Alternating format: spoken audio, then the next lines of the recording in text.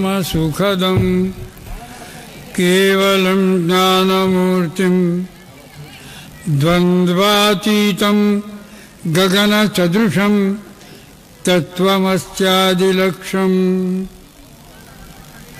एकं नित्यं विमलमचलं सर्वधी साक्षिभूतं भावातीतं त्रिगुणरहितं श्रीगुरुं तं नमामि।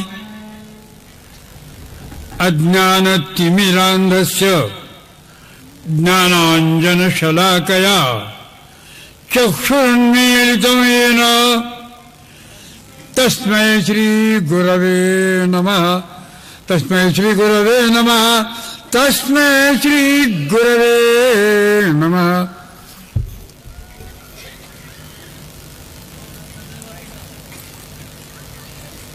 संसार ही भगवंताची अत्युत्कृष्ट कृती आहे, शिल्प आहे। हे विश्वशिल्प त्या शिल्पकारानं एकाच तत्वावर उभा केलेला आहे। या शिल्पाकरता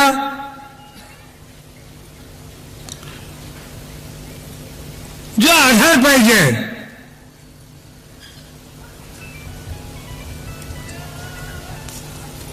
ज्याच्यातून हे शिल्प साकार होणार आहे, ते आहे सद्रूप भगवंताचं।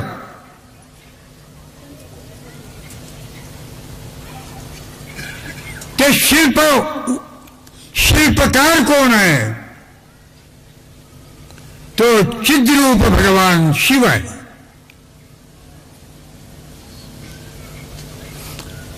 आणि हे शिल्प काय आहे?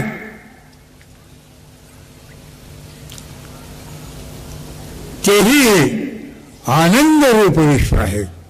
खरं सांगा, आनंदात आहात की नाही? आनंदम ब्रह्मेति जाणार।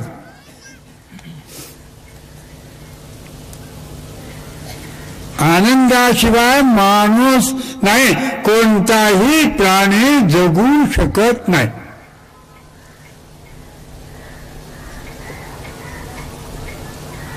आनंदाचे लखिलभवानी भूतानी जायंते। हे विश्व आनंदातून जन्मालंय। तुम्ही कसे जन्माला? तुम्ही कसे जन्माला? आता माझ्याकडे मुलगा आला, माझा वाढदिवस आहे।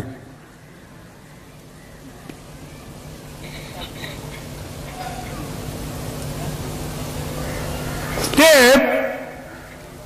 प्रकृतीचा विलोभनीय लोक आहे।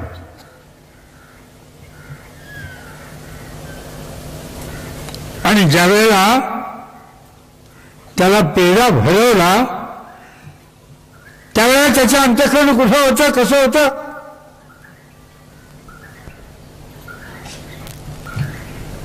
आनंदमय अभ्यासात। तो आनंदमय आहे। त्याचं स्वरूप त्रैलोक्य संपदालेख्य समुल्लेखन भित्तये सच्चिदानंद रूपाय शिवाय ब्रह्मणे नमः।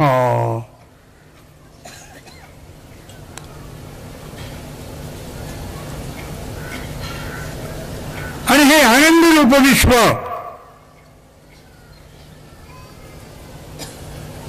विश्वनियंत्या भगवंतानं, विश्व म्हणजे काय हो? विश्व म्हणजे काय?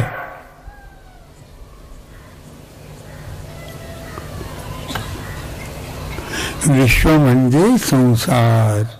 हळूच सांगतो,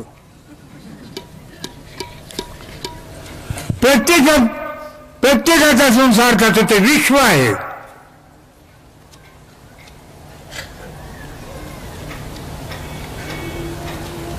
तर तशी निर्मिती आहे आणि त्याच्या निर्मितीचा तो आनंद घेतो आहे. संसारातली प्रत्येक व्यक्ती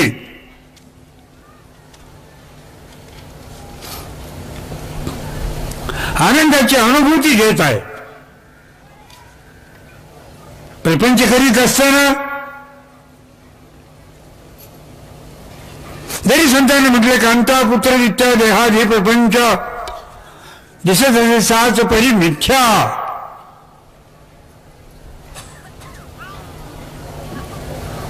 वास्तव रीतीनं पाहिलं असताना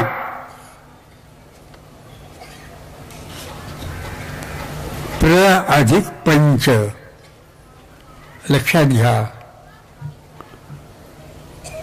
हे पंचमहाभूत ज्यावेळेला चैतन्य रूपामध्ये परिणत होतात त्यावेळेला हे विश्व निर्माण होतं. ते विश्व निर्मितीचं आदि बीज आहे. तो सच्चिदानंद परब्रह्म परमात्मा विश्वाचं मूळ आहे.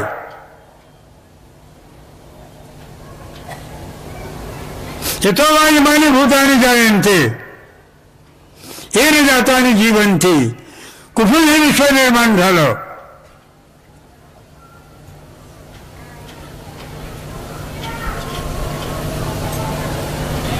कुणी निर्माण केलं? मूळ याचं कोण? आजचं स्वरूप काय आहे या विश्वाचं आणि शेवटी काय होणार आहे?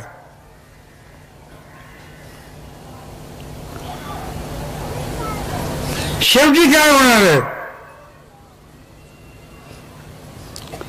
सुंदर विवेचन या बाबतीत ज्ञानेश्वरांनी आपल्या अमृतानुभवात केलेलं आहे. मूलाग्राय मध्याय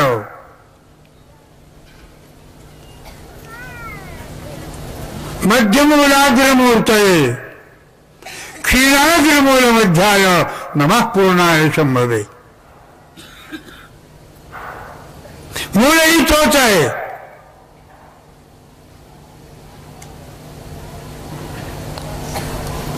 अनंत कोटी ब्रह्मांड नायक प्रभू या विश्वाचं मूळ आहे. आत्मशक्ती विकासेनं शिव विश्वात्मना स्थितः.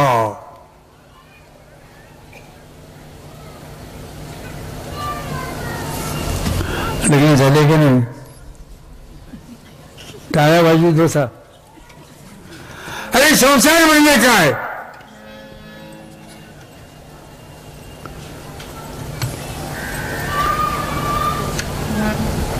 या संसाराचं मूळ कोण?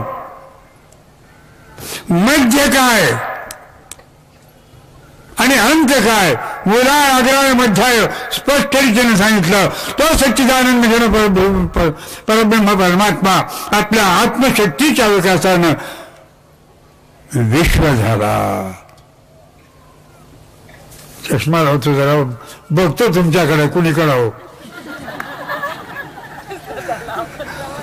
जागे वगैरे आता तुम्हाला मी विचारतो संसार कोणाचा? झालं की नाही लग्न?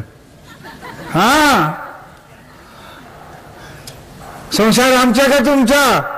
हा संसार म्हणजे शिव आणि शक्ती याचा समावेश म्हणजे संसार आहे.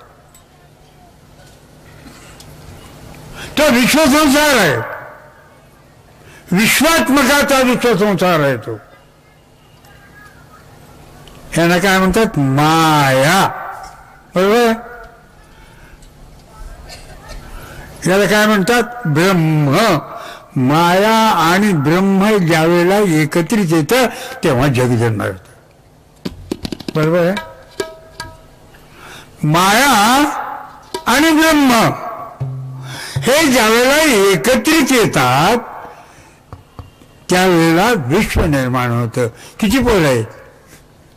ते विश्व आहे तुमचं. आहेत का 2-4?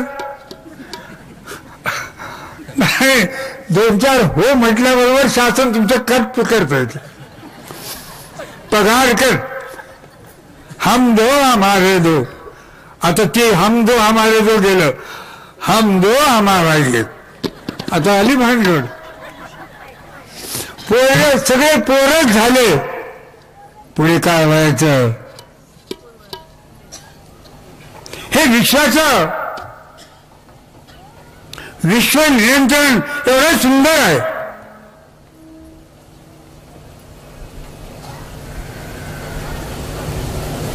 आणि ते भगवंताने स्वतःच्या रूपात दाखवलं. अर्धनारी नटेश्वर, अर्धा भाग शक्तीचा, अर्धा भाग शिवाचा. शिवशक्ती म्हणेन जगत. हे जगाचं स्वरूप आहे.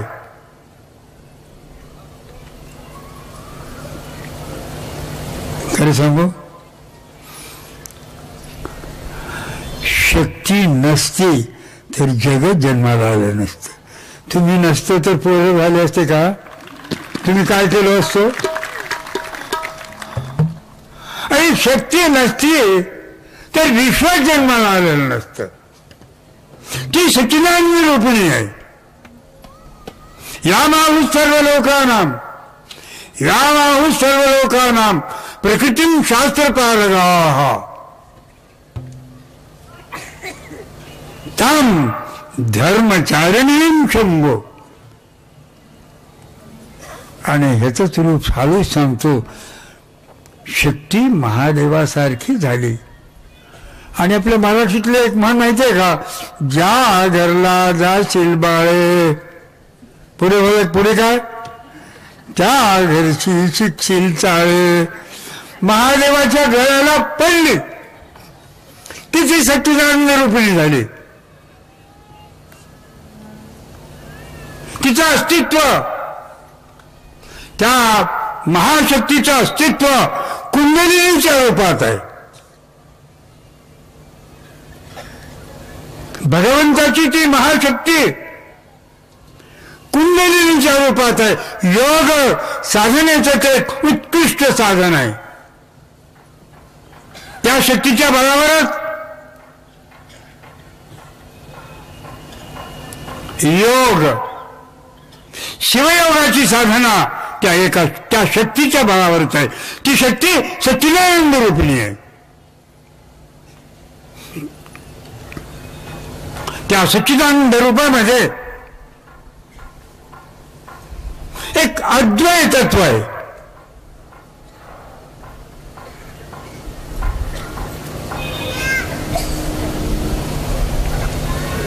आणि ते तत्व प्रत्येक प्राणीमात्रामध्ये आम्ही शिवताय भरलेला आहे. आणि म्हणून म्हटलं, शंकर जरी काष्टी भरला, पिंडी ब्रह्मांडी ब्रह्मला, अलक्ष दृष्टीने लक्षला, शंकरची शंकर. चष्मा लावा थोडा.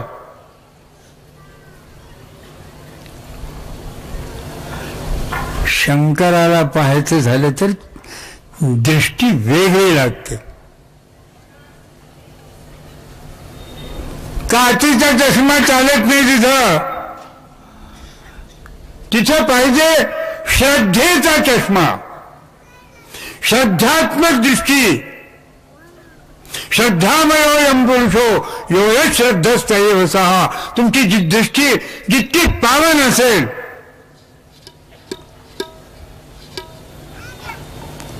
जितकी मंगलमय असेल, जितकी अंतर्मुख असेल, तितकं त्या मंगलमय प्रभूचा स्वरूप त्या डोळ्याने दिसतं. श्रद्धेच्या डोळ्याने बघायचंय, भक्तीच्या डोळ्याने बघायचंय. तो एक आहे. एकं च विप्रा बहुधा वदन्ति. तो सच्चिदानंद एक रूप आहे. तुम्हाला संसार करण्याकरता दिला नाही. तुम्हालाही सांगायला लागलो, तुमचं लग्न संसार करण्याकरता झालेलं नाही, तुमचं लग्न झालेलं आहे शिव शक्ती यांच्या समावेशाकरता झालेलं. आम्ही त्याच्यावर विसरून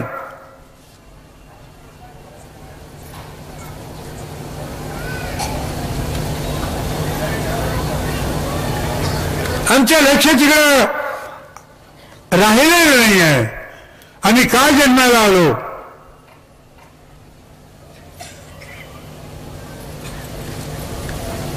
तुम्ही का जन्माला आलात?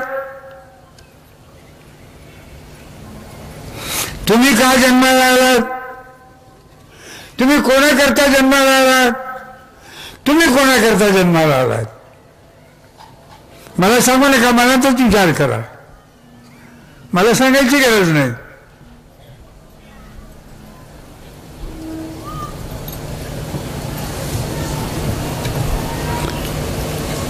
स्त्री पुरुषाकरता जन्माला आलेली, पत्नी करता तुम्ही जन्माला आलात,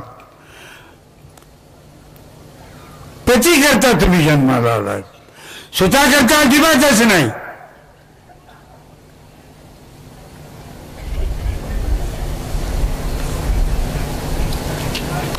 तुम्ही दोन ज्यावेळेला एकत्रित होतात, शिवशक्ती ज्यावेळेला समाविष्ट होते, त्यावेळेला शिव शिव उरत नाही, शक्ती शक्ती उरत नाही.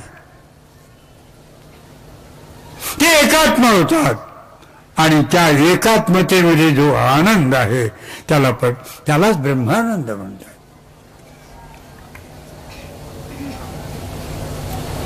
ते गेलं कुणीकडे ते विसरून. आता काय होईल आले सांगू का तुम्हाला? तुमचे बाप पोरं खरेदी करू लागले, करू लागलेत की नाही? खरं काय किंमत आहे तुझ्या पोराची? ते म्हणजे 10 लाख. बरं 10 लाख घे. पोरं खरेदी करू लागले. त्याला फार गोडेच नाव दिलेले, काय? हुंडा. आणि ज्याला मिळवता येत नाही तेच मागतो भिकारी. हुंडा एवढा द्या, तेवढा द्या. त्याला बायको सांभाळता येत नाही, स्वतःचं जीवन बायकोच्या पैशावर जगणारे माणसं, ते माणसं आहेत का? ते काही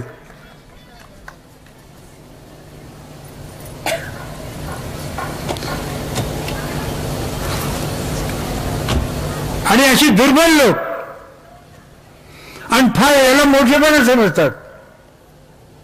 खरं सांगा, बरोबर आहे की नाही? मी 10 लाख हुंडा घेतलो. काय चाललंय? लग्न झालं, जोपर्यंत हे हुशार बाई त्याला हातात घेत नाही तोपर्यंत बिलकुल त्याच्यासारखं वागायला लागते. आणि एकदा तो माणूस आपल्या हातात आला की सांगतोय, आता तुमच्या वडिलाला वाटला की वृद्धाश्रमामध्ये मी काही त्यांचे धोतर होण्याकरता तुझ्या घरला आले नाही, हळूहळू सुरू करतो. वसूल करता की नाही? खरं सांगा, 10 दिलेले 2.5 40 वसूल करतात. मराठीत एक साधी म्हण आहे, बाई आली की आई गेली.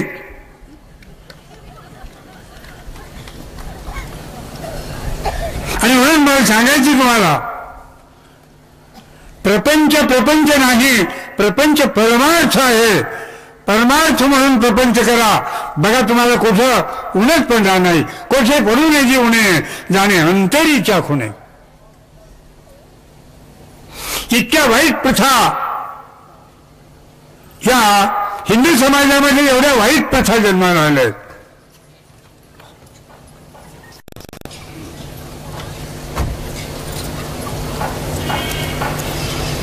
ज्याच्या योगानं हा समाज परास्त झालेला आहे. अनेक जाती, अनेक पंथ आणि माणसं आहेत ती सगळे.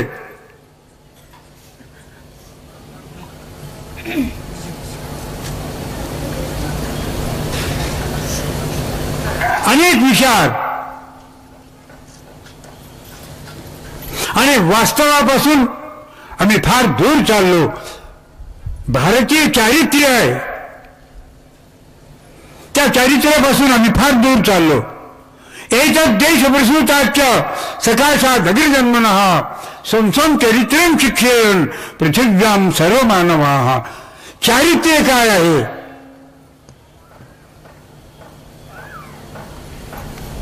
आम्ही सारे विसरलो. आज सारी विकृती या समाजामध्ये छान मांडून बसलेली आहे. बापाच्या सुखाकरता भीष्मानं प्रतिज्ञा केली, मी लग्न करून देणार नाही. तुम्ही बापाकरता काय केलं?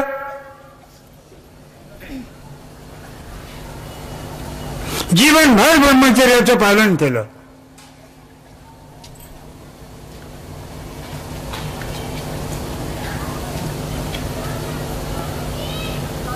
आई करता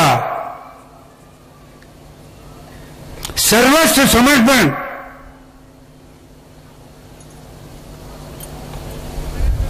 करणारे महापुरुष या देशात जन्माला आले.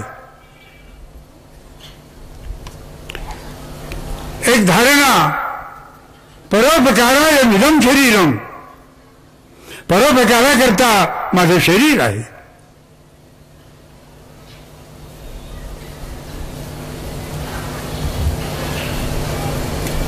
आज परोपकारा करता शरीर नाही, हा माणूस आज आत्मकेंद्रित झालेला आहे.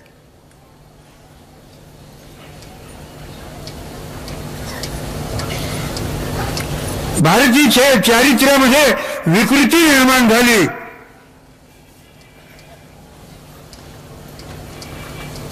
परंपरा विकृत झाली.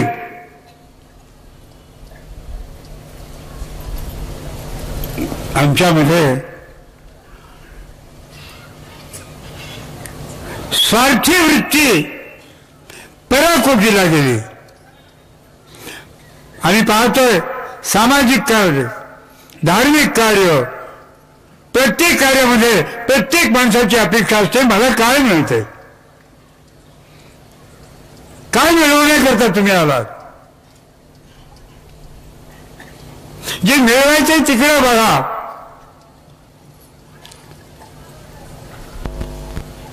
चारित्र्य घडवणं आज आम्ही पाहतो. बलात्कार, जाळपोळ, जो काही अन्याय स्त्रीवर घडलाय त्याला जबाबदार कोण?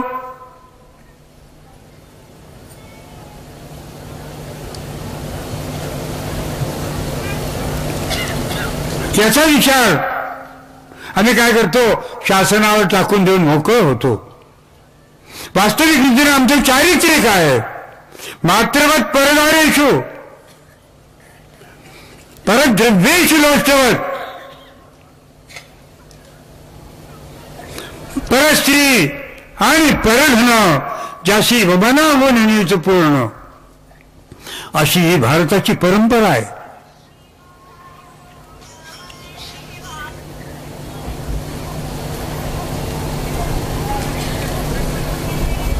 कसं शुक्राचार्याकडं संजीवनी विद्येकरता गेला.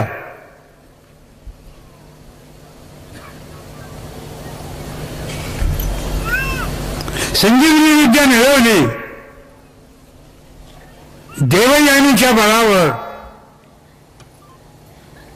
ज्यावेळेला देवयानीनं प्रस्ताव ठेवला विवाहाचा त्यावेळेला कश काय म्हणतो, तू माझी गुरु बहीण आहेस, बहिणीबरोबर विवाह होऊ शकत नाही. आज चिठ्ठी जाणे गायक आजच्या पुरुषात.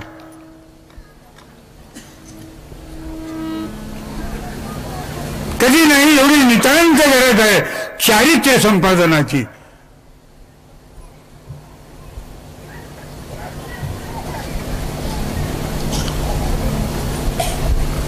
छत्रपती शिवाजींचं उदाहरण आहे. शिवरायाजवळ सरदारांनी एक सुंदर यवनाची स्त्री आणून उभं केली. शिवराय काय म्हणतात, खरोखरच अशी जर माझी आई एवढी सुंदर असती तर मी किती सुंदर झालो असतो.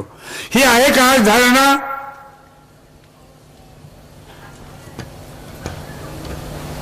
आज नितांत गरज आहे या गोष्टीची. चारित्र्य संपादन.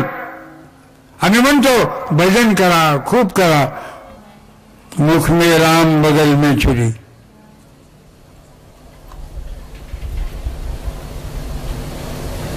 ही अवस्था परिवर्तित झाली पाहिजे.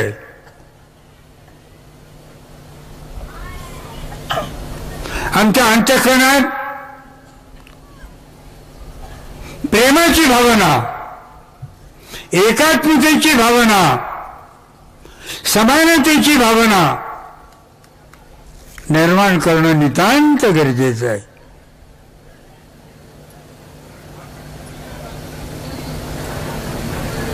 कालो वा कारणम राज्ञम राजा वा काल कारणम.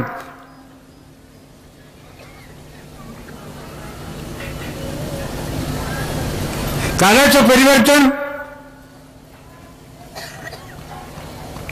करण्याची शक्ती आहे.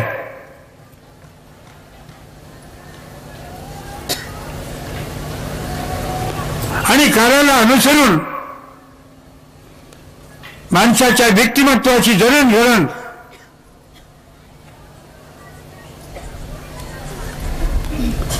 आपल्या संस्काराच्या माध्यमातून आम्ही करत आलेलो आहोत. आणि ती परंपरा अक्षुण्ण रीतीनं चालू ठेवणं नितांत गरजेचं आहे.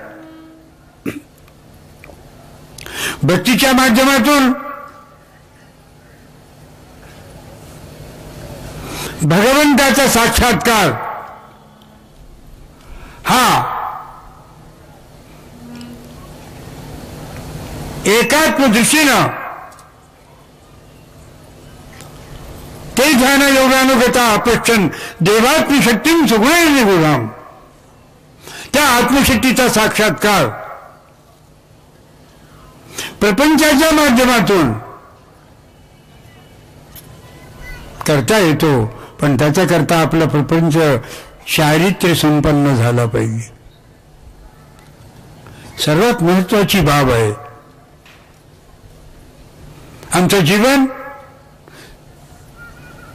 सोज्वळ झालं पाहिजे.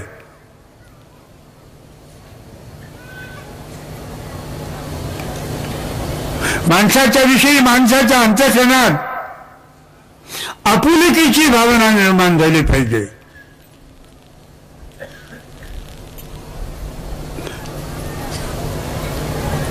आणि हा प्रयत्न भारतीय संस्कृतीनं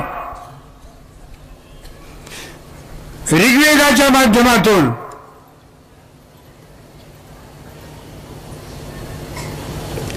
उपनिषदांच्या माध्यमातून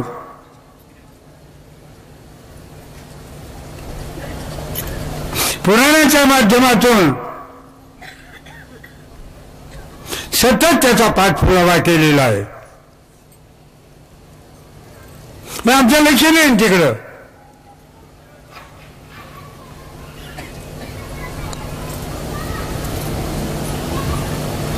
जे भारतीय आर्ष वाङ्मय आहे, संत वाङ्मय आहे,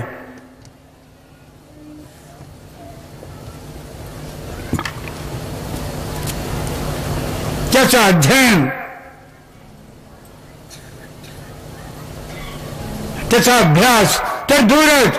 पण मी तुम्हाला विचारतो, वेदाची पुस्तकं तरी तुम्ही बघितलेत का?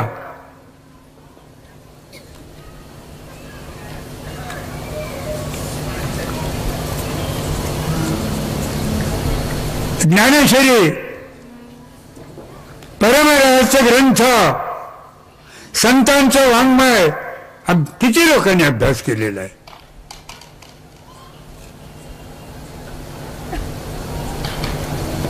ज्याच्यातून चारित्र्य निर्मिती केली जाते.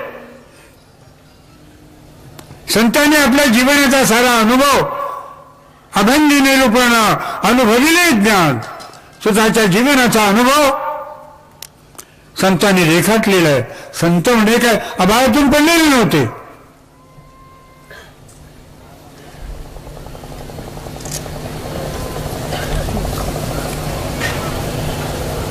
भगवंताची भक्ती करायची तर अगोदर आम्ही निर्मळ झालं पाहिजे, स्वच्छ झालं पाहिजे.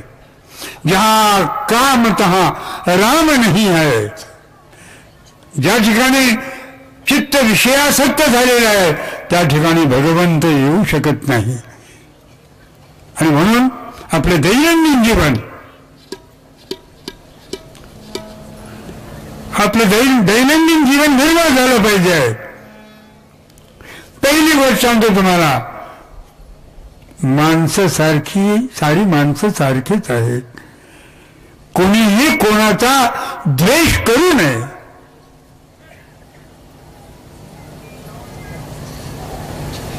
हे तत्व ज्यावेळेला तुम्ही आपल्या अंतःकरणात धारण करून त्याप्रमाणे वागू लागाल त्यावेळेला तुमच्या जीवनाची एक पैलू अत्यंत पावन अशी होते. आणि म्हणून प्रयत्न करा, अद्वेष्टा सर्वभूतानां, कोणाचाही द्वेष करू नका.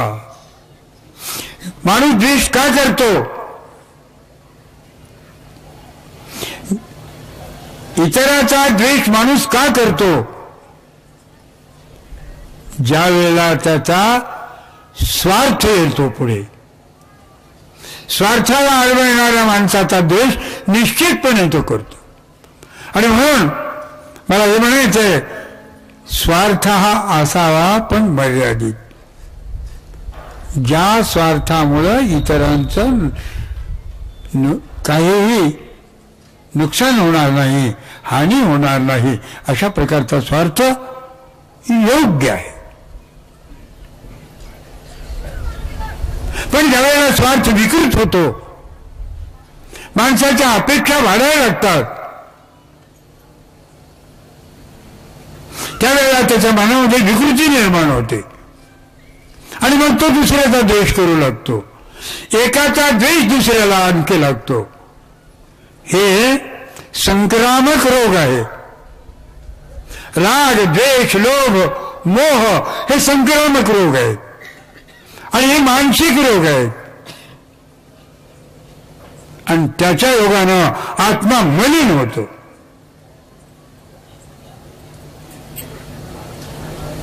आपला आत्मा स्वच्छ, पवित्र, निर्मळ असावा. भगवंताच्या भक्तीच्या माध्यमातून आपलं जीवन आनंदमय, सुखमय व्हावं, एवढ्याकरता प्रत्येक माणसाने स्वतःचा विचार करावा. आपुलापण करावा विचार. आपुलापण करावा.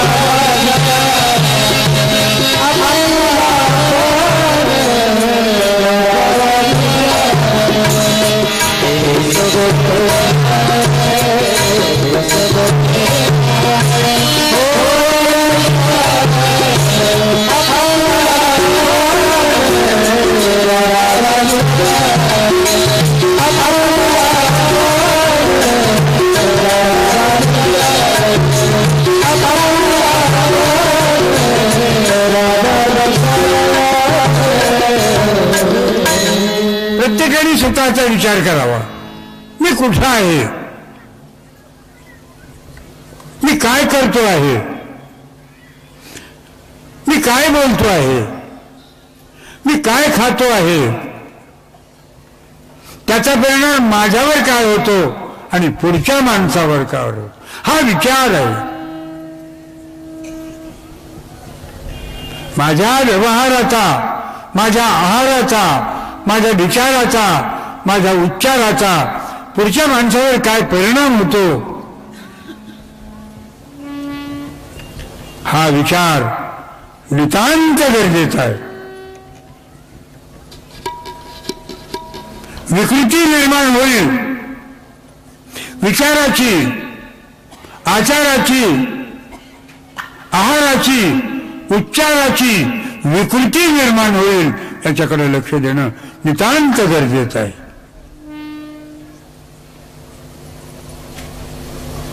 माणूस घडवला जातो,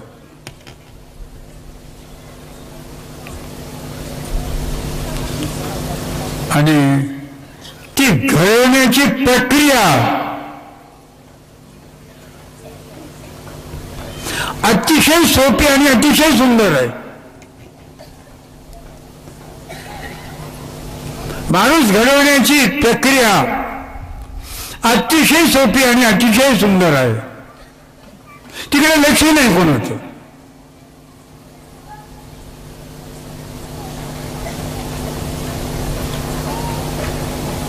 ते नितांत गरजेचं आहे. बाळ ज्यावेळेला जन्माला येतं ते निरागस असतं.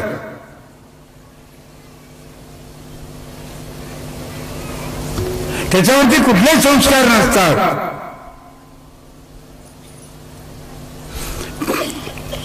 त्याच्यावरती संस्कार करणं नितांत गरजेचं आहे. हळूहळू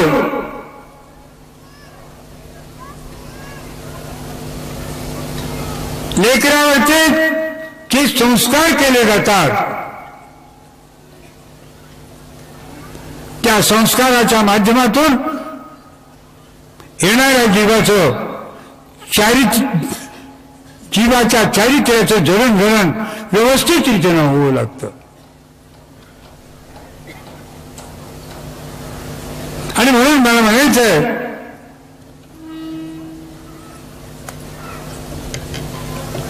आईचं कर्तव्य आहे मात्र देवो हो.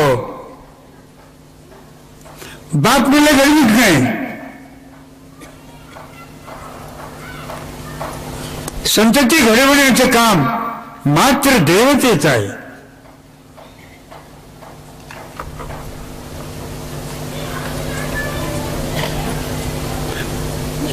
बालपणी बालांचे कोमल तरुतुल्य बुद्धी वाकेल घेईल ज्या गुणाला तो गुण मतिविष्णूनेही फाकेल. लहान लेकरावर केले जाणारे जे संस्कार आहेत त्या संस्कारातूनच आजचा युवक, आजचा बालक, आजचा युवक, आजचा तरुण घडवला जातो.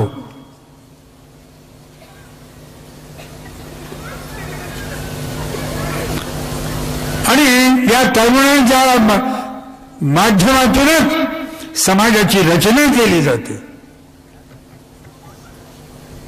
समाजाचा समूह म्हणजेच राष्ट्र आहे. अर्थात राष्ट्राची जडणघडण मात्र देवतेवर अवलंबून आहे. आईच्या चारित्र्याला सोन्याची झालर आहे.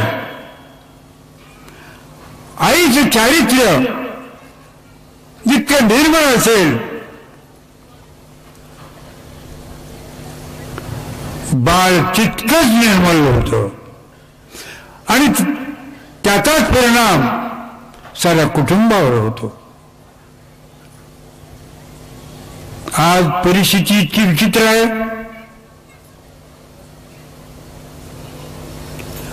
आम्ही आमच्या मुलीकडं लक्षच देऊ शकत नाही आणि कधी नाही एवढा आजचा हा भारतीय माणूस पैशाचा गुलाम झालेला आहे. अर्थस्य पुरुषो दासा असं महाभारत काळी भीष्माने म्हटलेलं होतं. ते वाक्य आज खरं झालेलं आहे. आजचा माणूस पैशाच्या पाठीमागे लागलेला आहे. पैसा मिळवण्याकरता सत्तेच्या पाठीमागे लागलेला. सत्ता आणि पैसा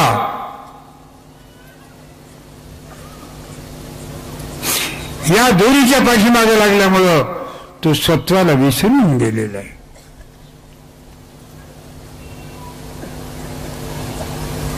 आणि म्हणून मला म्हणायचंय, आज मला मी तुम्हाला फक्त 3च गोष्टी सांगणार आहे.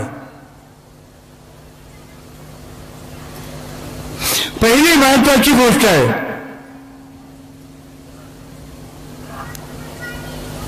स्वतःकडे पहा.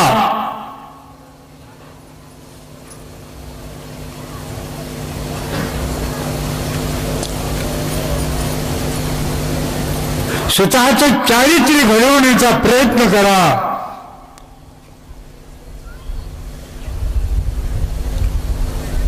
आपल्या जीवनामध्ये आलेली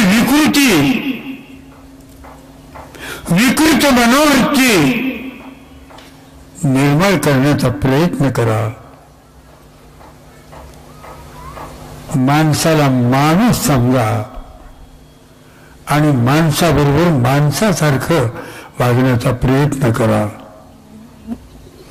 दुसरी एक महत्वाची गोष्ट सांगतो,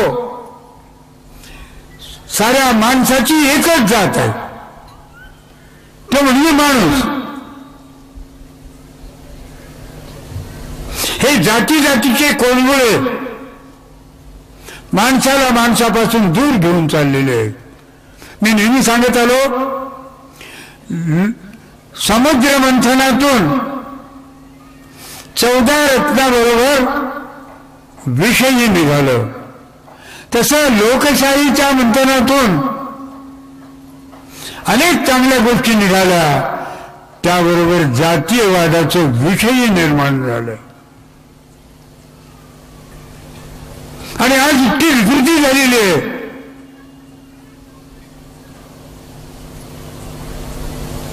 माणसाला माणसापासून दूर करण्याचं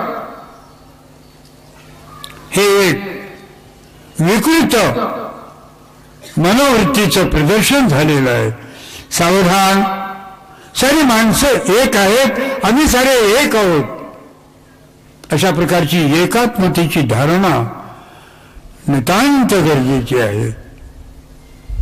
आणि त्यानंतर महत्वाची गोष्ट सांगतो, आपल्या पूर्वजांनी आपल्याकरता साहित्य निर्माण केलेलं आहे. संत मंडळीनं आपल्या जीवनाचं मूल्य देऊन, ऋषी मंडळीनं आपल्या जीवनाचं मूल्य देऊन एका तत्वाचा अनुभव सांगितलेला आहे. पतंजलीनं व्याकरण सांगितलं, पतंजलीनं आरोग्यशास्त्र सांगितलं, योग सांगितला, शंकराचार्यांनी वेदांत सांगितला, आपल्या जीवनाचं स्वरूप सर्वस्व सांगितलं. प्रत्येक प्रांतामध्ये संत झाले. अध्यात्म वाङ्मय जे उपनिषदात होतं, जे वेदात होतं, ते वाङ्मय आपल्या प्रांतीय भाषेत परिवर्तित करून उद्बोधन करण्याचं कार्य केलं. महाराष्ट्रामध्ये ज्ञानेश्वरापासून, बसवेश्वरापासून मनोस्वामीपर्यंत जे अनेक संत झाले, त्यांनी वाङ्मय निर्माण केलं, जीवनाचा आदर्श दाखवला. साधनाचे हेच दोन्ही, साधा तरी भक्तजनी, पर द्रव्य परवणारे याचा विचार होतो तरी.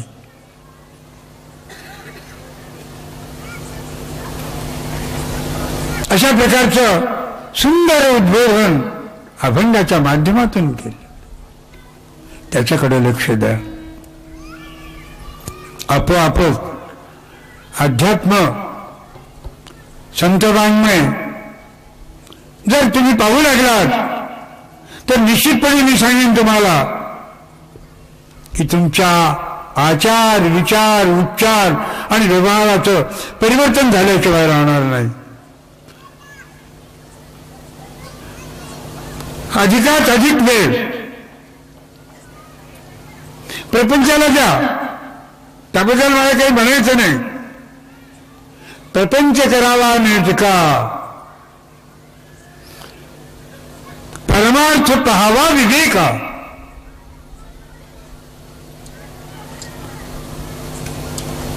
संतांनी सांगितलं प्रपंच करा, आनंदाने करा, वैभव पूर्ण रीतीने करा.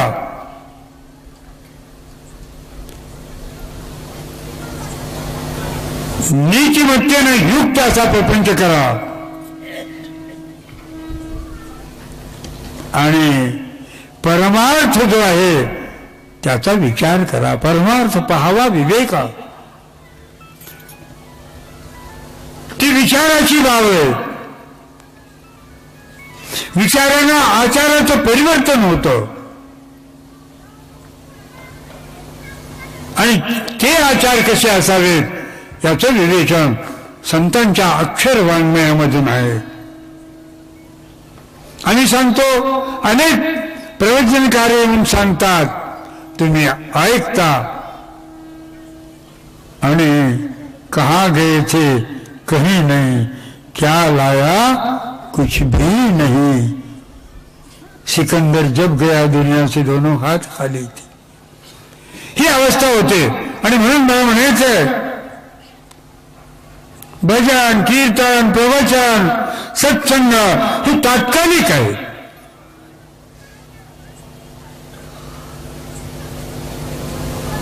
पण संत वाङ्मय हे सातत्यानं चालणार आहे. मी नेहमी म्हणत आलो प्रवचन भजन कीर्तन हे फ्लड आहे, म्हणजे पूर आहे. पूर आला आणि वाहून गेला, त्या नदीमध्ये घोटभर पाणी प्यायला नसतं. परंतु संतांचं वाङ्मय जे आहे ती झरा आहे, सतत चालत राहणार आहे.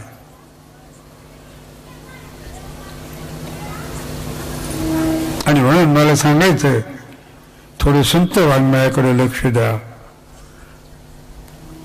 स्वतःला सावरा. खासकर फार मोठ्या मोठ्या माणसांना सांगतो,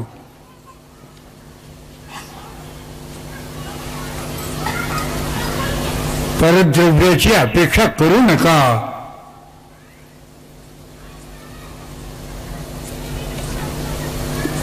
आज हुंड्याच्या नावावर जे काही चाललंय, हुंडाबळीच्या नावावर जे काही चाललेलं आहे, हे समाजाच्या विकृत मनोवृत्तीचं प्रदर्शन आहे. कृपा करून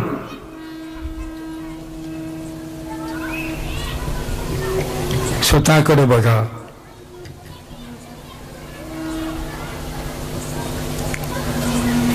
स्वतःचा विचार करा. माझं कुठे काही चुकतंय का?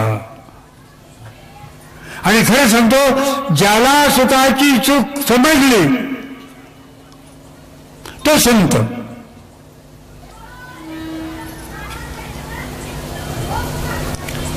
इतराविषयी एकात्मतेची प्रेमाची भावना आपल्या अंतःकरणात निर्माण करण्याचा सातत्यानं प्रयत्न करावा. मी आता 3 गोष्टी सांगितल्या. प्रपंच जरूर करा, व्यवस्थित रीतीने करा, चारित्र्य संपन्न होऊन करा. कोणी तुमच्याकडे बोट दाखवणार नाही अशाप्रमाणे तुमचं वागणं पाहिजे. दुसरी गोष्ट, सामान्य माणसाविषयी प्रेमादराची भावना ठेवा. कोणाला आपल्यापेक्षा लहान किंवा हीन समजू नका. आणि शेवटी संत वाङ्मयाचा अभ्यास करून आपले जीवन कृतार्थ करून घ्या. ओम शांती.